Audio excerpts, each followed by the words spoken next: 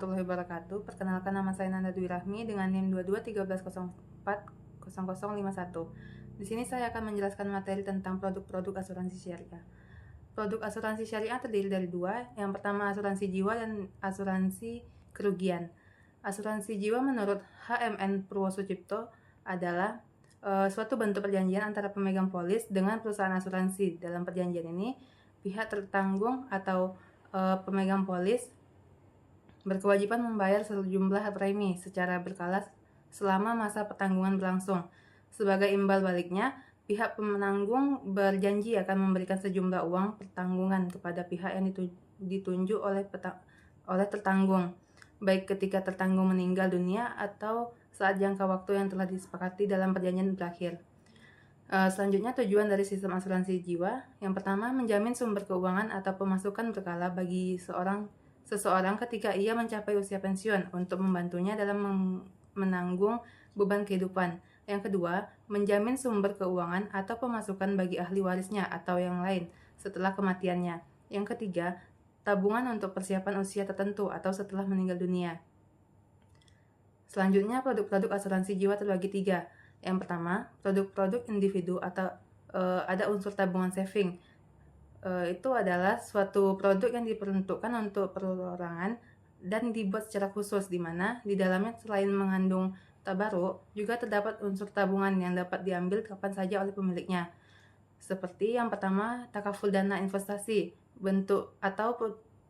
Takaful dana investasi adalah bentuk perlindungan bagi individu yang mengumpulkan dana investasi untuk ahli waris atau masa tua. Yang kedua, takaful dana siswa. Itu adalah bentuk perlindungan bagi individu yang bermaksud menyediakan dana pendidikan untuk putra-putrinya sampai sarjana.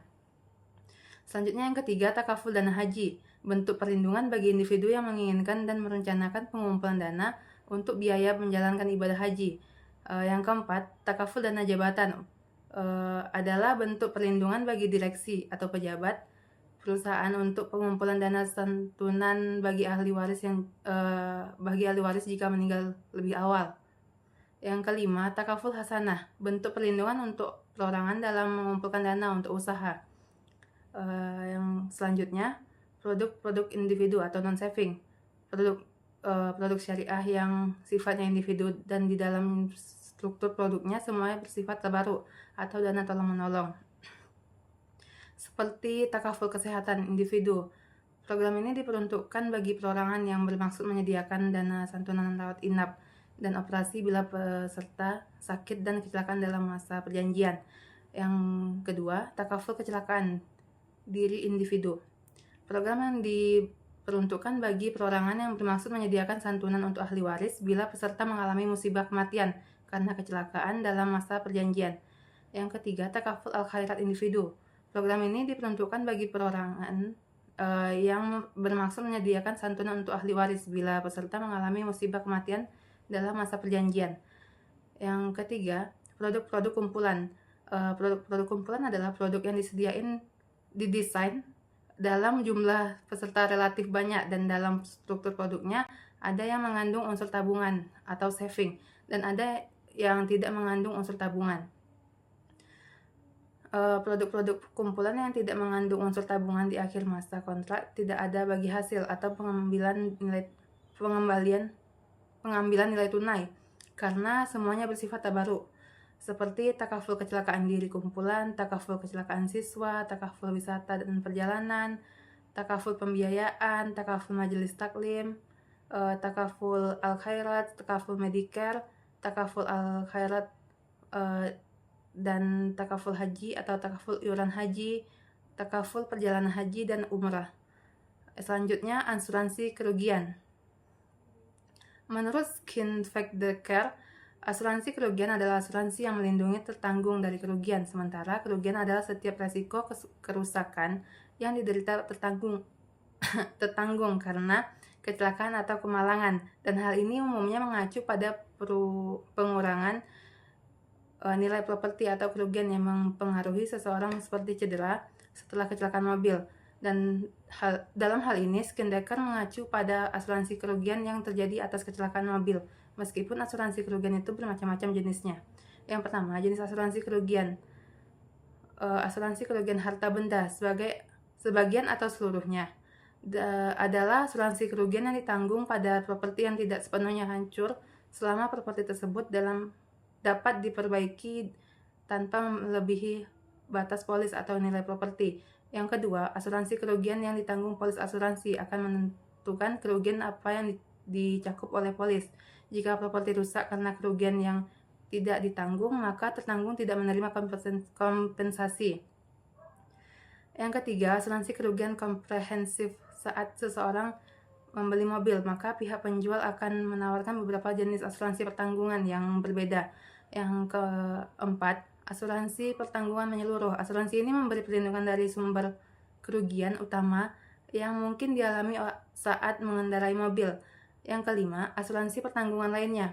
Asuransi pertanggungan kerugian lainnya sangat bervariasi sehingga timbul berbagai macam jenis asuransi. Misalnya, asuransi rumah terhadap kecelakaan pesawat yang jatuh bila rumah berada di dekat bandara, atau asuransi kerugian terhadap rumah yang terbakar. Selanjutnya, hal-hal yang perlu diketahui tentang asuransi kerugian. Dapat dikurangi atau deductible, artinya dapat dikurangkan dalam klaim. Misalnya saat klaim asuransi diajukan setelah mengalami kerugian, maka jumlah uang yang akan diberikan oleh perusahaan asuransi itu sebesar jumlah kerugian, dikurangi hal-hal yang sudah disetujui apa-apa saja yang tidak dibayarkan. Yang kedua, potongan pajak atau tax deduction. Jika seseorang memiliki asuransi kerugian substansial yang belum diganti, maka ia mungkin dapat mengurangi kerugian tersebut dari pajak penghasilannya. Yang ketiga, pencegahan kerugian. Mencegah kerugian sama artinya dengan membantu menekan biaya asuransi, karena semakin sedikit klaim yang diajukan, maka semakin rendah premi yang dibayarkan. Selanjutnya, manfaat asuransi kerugian. Yang pertama, mengelola ketidakpastian arus kas, dan perusahaan asuransi menyediakan pembayaran untuk kerugian yang ditanggung ketika hal itu terjadi. Yang kedua, mematuhi persyaratan hukum. Perusahaan asuransi memenuhi persyaratan undang-undang dan kontrak serta memberikan bukti sumber daya keuangan. Yang ketiga, mempromosikan aktivitas pengendalian risiko. Yang keempat, penggunaan sumber daya yang diasuransikan secara efisien. Perusahaan asuransi membuat tidak perlunya menyisihkan sejumlah besar uang untuk membayar konsekuensi finansial dari eksposur risiko yang sebenarnya dapat diasuransikan. Selanjutnya, asuransi kerugian yang besar. Ada individu atau perusahaan yang mencari asuransi kerugian dengan jaminan yang besar, dengan maksud tertanggung akan memperoleh proteksi dari risiko kerugian yang akan ditimbulkan. Untuk maksud tersebut, tersedia asuransi yang diasuransikan yang disebut reasuransi kerugian atau kelebihan reasuransi kerugian atau excess of loss reinsurance.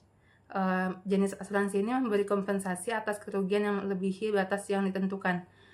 Yang kelima, tujuan mempunyai asuransi kerugian adalah agar perusahaan dapat mengalihkan risiko kerugian kepada perusahaan asuransi dan biaya pengalihan risiko tersebut dapat dijangkau oleh perusahaan tersebut. Sekian materi yang dapat saya jelaskan. Mohon maaf apabila ada kesalahan kata. Assalamualaikum warahmatullahi wabarakatuh. Bye-bye.